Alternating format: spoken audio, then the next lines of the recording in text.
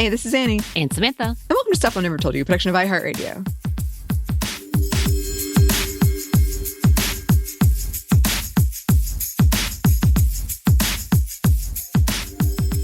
And welcome to another very special edition of SMNTY Fiction. I am going to say it, very special, because we're getting to the end of an era. Wow. On this one. So if you don't know, if you have missed it, if it's not your thing, but somehow you're listening to this one, this is a once a month thing, ish, that Christina makes amazing, where she puts in all these sound effects and it sounds so good. I love hearing what she does with it. And this has been a long endeavor. So this is the finale of the Terminus series that we started years ago. It is an ongoing story. I know some of you have written in and told me, please tell me when it's over so I can binge it. This is it. This is it. I think we might try to do like playlists. So I think this should be a Christmas edition, which we've done before, where we will do some playlists. I feel like this should be one of those. I think so too, because we have had to take some breaks here and there. And I know you can kind of lose the plot when it comes to something like that. And this has been going on for quite a while. So, yes, this is something I wrote for National Novel Writing Month, which is no longer a thing. But this was the third one in a trilogy. I do think you will be quite lost if you just start here, but I can't tell you what to do. You do you. You do you. I'll be happy to hear from anyone about it. And it's the finale. I'm kind of bittersweet about it. I've really enjoyed sharing this with you all and hearing from you about it. And I do have some thoughts I'll share at the end because, I'll share them at the end. I don't want to spoil things. But as always, I lightly edited these because I kind of wanted them to capture what was going on in my head at the time. And I honestly do find it really interesting because a lot of this is about kind of motherhood and having a kid. And I don't have a kid. I would say that I have some experience of like feeling that I had to help raise a sibling, but I'm nothing near this. So it is interesting to me that this is what I wrote. CW, the content warning is for guns. And I was like quite a lot of guns, violence, child endangerment, just some like, I don't know, ickiness, some like general bad guy not being great. You know what I mean? So here's the recap. Here we go. In this universe, there has been a disease called HSV-5 that has pretty much wiped out the human population. It's made it very difficult to conceive. And because of that, the government in the U.S., at least, became what they call the states, and they partnered with a religious organization called ARM, and they controlled conception. If you tried to conceive outside of the conception centers, then that was illegal, and they would come hunt you down. They also determined where any kid who was born would go. So our heroes are Tilda, who had a baby out illegally, not at a conception center, has been on the run for years, and she happens upon this resistance while she's on the run, and they're trying to come up with a vaccine, and they say, like, there was a vaccine, the state destroyed it, but there's one left, and it's in D.C. So she goes to D.C. with her son Madison, and she learns that the leaders of ARM are the paternal grandparents of Madison. And there's a skirmish, and they're injured. Tilda manages to get out this broadcast about what happened and that there's been one vaccine, but one of them, they think there's two, but the one that they know exists was given to Madison. So they're on the run again. And then all of this other stuff happens. She encounters like violent gangs who try to like bring her into their community. Madison is dealing with all of this guilt about maybe he can help make the vaccine because he's got it. Tilda is so concerned about the resistance and all of the traitors and everything. She doesn't want to go back. even though her mother comes on the broadcast system and is like, please come home. She doesn't do it. And then they encounter another group who are these radicals who come in a tank. They attack Tilda, leave her for dead, and kidnap Madison. And then she has to figure out, like, what is she going to do? This has been her whole identity, is protecting Madison. And now what? She happens to run into a member of the resistance who is sympathetic to her cause.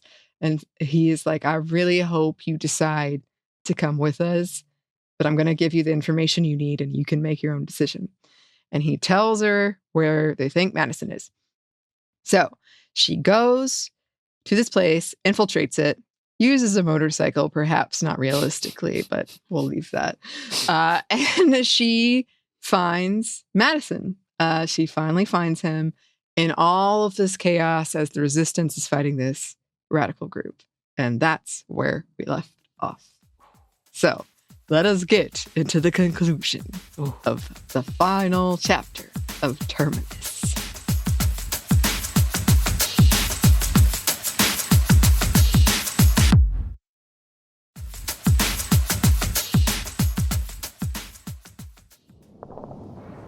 There were shouting bullets just down the hall, but in that moment, Tilda felt whole. She pulled away and grabbed Madison's hand. They both stood, stepping over the body and the pool of blood spreading from it. Her mind working quickly, Tilda whispered, "We're gonna run for it, okay? Can you run?" Madison gave her a prompt nod. "Okay." By the hand, she led him through the small medical wing and to the door, peeking out into the hallway. The fog from her smoke bomb had almost entirely dissipated. Looking down the hallway, she could see the shapes of people scuffling in the main entryway, fast and chaotic. Tilda glanced behind her, hoping that perhaps she'd just missed a back door or exit. There was a door, a heavy gray slab that blended in with the wall. A bullet buried into the wall inches away from her with an explosion of dust and small pieces of debris. Tilda jumped back and followed the bullet's origin to the man with the tattooed face, his eyes filled with rage and focused on her. "Wait," he called out, presumably to alert everyone that she was escaping with the child that they were fighting over, but his command was lost in the chaos, and he was forced to return his attention to the entryway when another burst of bullets rang out through the air. Using the distraction, Tilda dove for the door, her fingers scrabbling for the handle. It was heavy. She anchored her back foot and heaved it open, motioning Madison through. He darted out the small gap, and Tilda leveraged herself against the doorframe and pushed back against it to open the heavy door, catching sight of the tattooed man breaking away from the fight. The door slammed shut with a heavy clunk, and Tilda smashed into the ground with a pained hiss. But she wasted no time pushing herself to her feet, Madison watching her with wide, fearful eyes. Tilda grasped his tiny hand and they started to run into the woods. Tilda intended to do a wide loop to her motorcycle to make their escape in the chaos. The quick crunching of steps was the only warning she had before a crashing weight barreled into her back, sending her careening into the hard, cold dirt. Madison screamed. Tilda coughed, her hand blindly reaching for the gun that had been knocked from it. She could feel the man trying to grab the shotgun, the one that she'd gone out of her way to get, and carried with her despite the extra weight it gave her, and her own self-admission that she didn't know how to use it. That would be what was used to kill her. Tilda jerked her elbow back, making satisfying contact with the man's nose. He cursed and fell away, and Tilda seized the opportunity to crawl forward and grab her weapon, flipping over on her back and pointing it at him. Madison scrambled behind her, dodging the man's outstretched hand. The tattooed man propped himself up on one elbow, reaching out with his other arm toward her. Tilda cocked her weapon, her aim unwavering.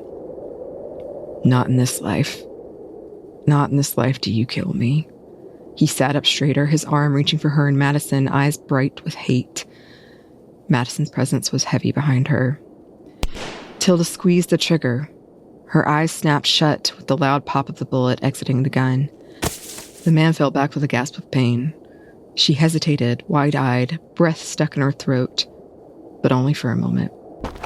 She got up, reaching for Madison's hand. He took it automatically, as if on instinct. Dreamlike, she broke left into the tree line and around the corner of the building, just as the door to the compound started to swing open. Tilda had to consciously slow down, feeling the weight of Madison keeping her from running as fast as she could. There was screaming and shouting behind them, a smattering of bullets. Without thinking, Tilda reached into her backpack's side pocket and pulled out a tear gas canister, pulling the pin and tossing it behind her. Seconds passed, and then a bang followed by a sharp hiss. Some more shouting. Tilda blinked, the gas stinging at the corner of her eyes. Faintly, she could hear Madison coughing, feel his steps faltering. "Come on," she muttered under her breath to herself and anyone who was listening. They passed the front corner of the building, still not leaving from the cover of the trees. She turned her head, looking at the front entrance. Some people were breaking away from the scuffle, pointing at the trees. Tilda's breath was coming in sharp pants, puffs of smoke in front of her, as if fueled by the fire in her side. Her toe caught on a branch and she stumbled. She managed to catch her weight, but Madison fell. The shouting behind them grew louder as she hefted him to his feet. They navigated through the trees in the dark, the air thin and cold and cutting. "Stop!" someone shouted, far too close for comfort. Tilda pumped her legs harder, pulling Madison along with her. Her eyes roved the forest in front of her, searching for the motorcycle she'd abandoned only hours earlier, refusing to acknowledge the slim probability that she'd find it again. Something intrinsic inside her knew she wouldn't survive losing Madison. Not this version of her anyway. She'd have to become something else. She was fighting for both of their survivals. A gleam in the moonlight to her left caught Tilda's eye. Hardly daring to believe it, she adjusted their path toward it, the rapid footfalls over needles behind her growing louder with proximity. Laying in front of a copse of trees a few yards in front of them was the motorcycle. She needed the keys, but that would mean letting go of Madison's hand, or the gun. With a moment's indecision, Tilda shoved the gun in her waistband, reached awkwardly behind her into her packed side pocket, her fingers fumbling to grasp the metal teeth as she extracted the jangling metal keyring, heart leaping into her throat as she nearly dropped it on the forest floor. She slid heavily to her knees in front of the bike, Madison hovering behind her, fingers shaking as she tried to jam the first key into ignition, missing several times before going to the second. Another round of gunfire quickly returned, punctuated the silence, and some were yelling, closing in as the key slid into place. Tilda gasped with ecstatic surprise, riding the bike and sliding her leg over it. Madison hopped on behind her, wrapping his arms instinctively around her midsection. Belatedly, Tilda remembered why she'd had to abandon the bike when she first entered these woods, but there was nothing for it. As carefully as the adrenaline coursing through her veins would allow her, Tilda eased her foot on the pedal.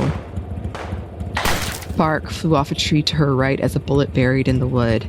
Madison's arms tightened around her middle and Tilda bit her lip in pain, applying more pressure to the pedal with an answering roar, needles pattering the ground as the rubber tire disturbed them. The resistance to move forward lessened as she maneuvered with less than desirable speed around the trees and toward the road, remembering the tank and the vehicles the resistance had traveled in, and knowing that she had a very small window to put any meaningful distance between her and Madison and the parties that sought them. She couldn't hear any pursuers over the thundering of the engine. Whether that was because the sound drowned it out or because they'd broken off for their own transportation, Tilda wasn't sure. Snatches of Madison's voice rose above the bike's engine, the majority of it lost.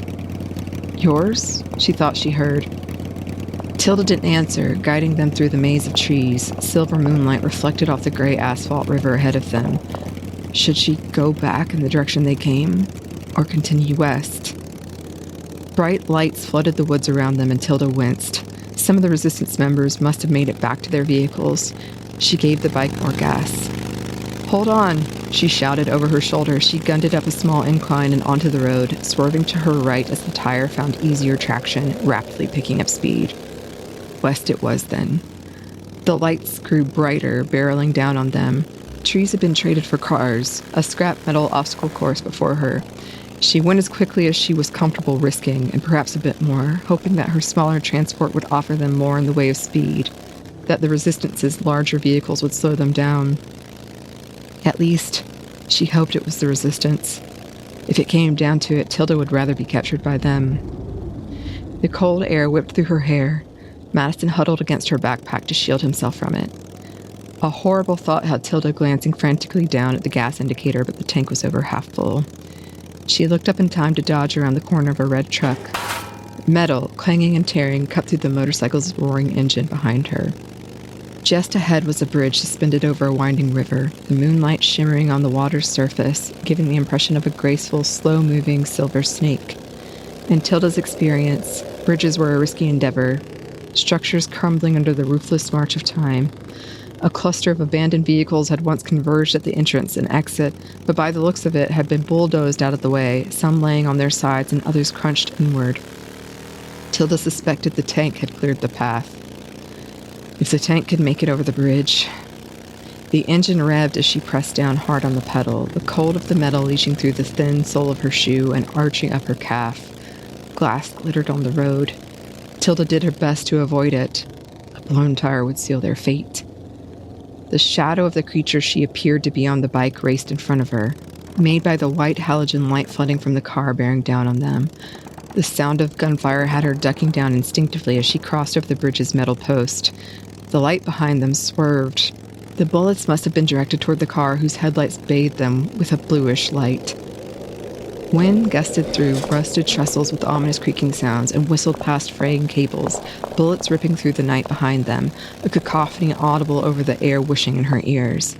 The debris littering the road, easily crushed perhaps by a tank, forced her to slow down to navigate through it, forging her own path through a maze of debris and glass.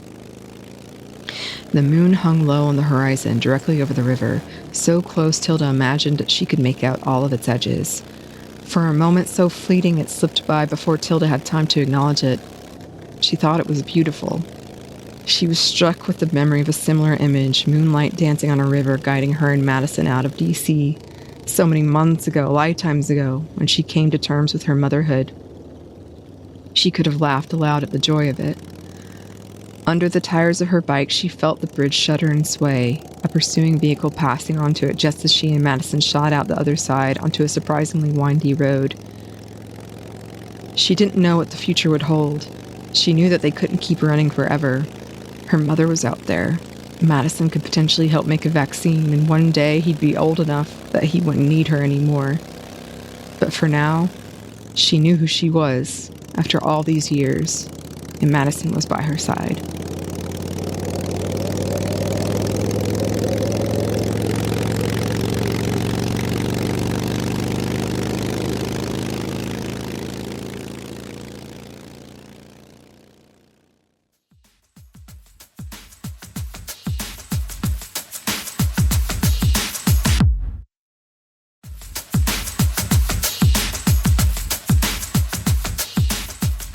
And that brings us to the end. I'm going to need outro music on that one.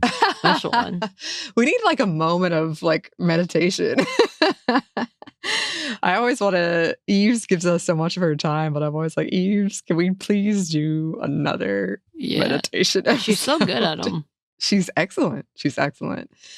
All right. So that's the end. I know it's kind of it's an abrupt ending. It ends very similarly. It has kind of a mirror effect to how the first one ends, where they're going into the night and, you know, Tilda's considering, maybe I will go back to the resistance, but right now I'm not going to do it. And in my head, because I never wrote anything like what might happen after this, in my head, she does go back eventually. But it's up to you. It's up to you what happens. I think I didn't have enough time to really flesh out. I didn't think she would go back at that time. I think given some space, and once Madison gets older, I think he'll be like more vocal about wanting to go back. But in the time frame of this, where I was like, this is the ending, I think we should stop here. I don't think she would go back. So hopefully that, you know, it might be a sudden ending and you might be like, what? But hopefully, like, once time passes, you'll be like, okay. Well, you have to do a prequel now, and then you'll also have to do when Madison grows up. Yeah. I have thought about it, and it's so interesting to me because I know I always say this, but I wrote this before The Last of Us came out. But I've always thought that and maybe this is just me being hopeful in my own universe that I've created, that the vaccine would work if they used his blood. So I think it would be interesting to come back and revisit the fight that they would have, and kind of that when your kid gets older and they're starting to have these really strong opinions and the power balance shifts. I think it would be really interesting, because a part of this, the whole thing was like Tilda not knowing who she was without him. So she has to confront, like, oh, he doesn't necessarily need me as much as he did when he was younger. Yeah. So I have thought about that. She does talk about in the final part of this kind of freeing nature of, even though she's still sort of defined by Madison in some ways, she feels very confident in who she is now that she's been away from him. So she's seen growth in that way. So I thought that was really interesting. And I talked to my mom about this because she actually read it. Yeah, she read it back when I was trying to get it published. And she was talking to me about how she was surprised. Not that I wrote anything amazing, but she was like, that idea of like, I've always been a mom. Like I almost lost my name when I became a mom. Like so much of my identity was this. And so I'm glad that she felt that way. And it does, like, this final bit, again, does have a lot of things from my childhood. The red truck, my dad had a red truck. Just a lot of little things, little odes. But it does still end in chaos. So who knows? Maybe I'll come back and revisit. When Madison finds the one or something, or doesn't. Yeah. Oh my gosh. Well, I remember, it's so sad. Do you get this way? Like, where I want to write something new, but I'm also so attached to something else. Oh, yeah. But I don't want to let it go. Yeah. So that's kind of how I feel. And, this is the finale. We're talking about maybe doing a one-shot Halloween fiction in October, and then maybe taking a break because it's the holidays and these are a bigger lift for Christina.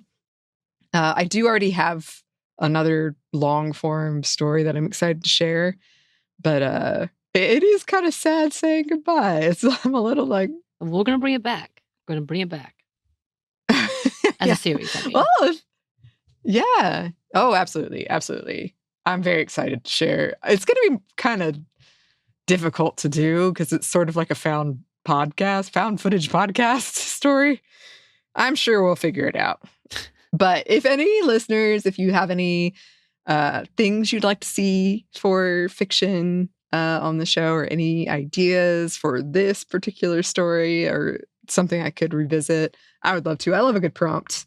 Gives me some direction. So just let us know. You can email us at hello@stuffmonevertoldyou.com. You can also find us on Blue Sky at Momstuff Podcast, or on Instagram and TikTok at Stuff Mom Never Told You.